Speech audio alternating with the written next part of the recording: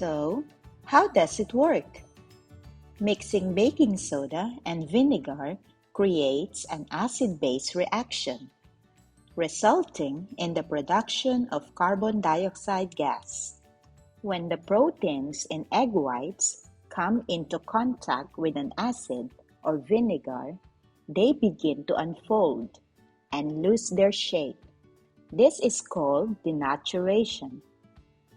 When this happens, the carbon dioxide gas gets stuck in those proteins, causing them to foam up even more.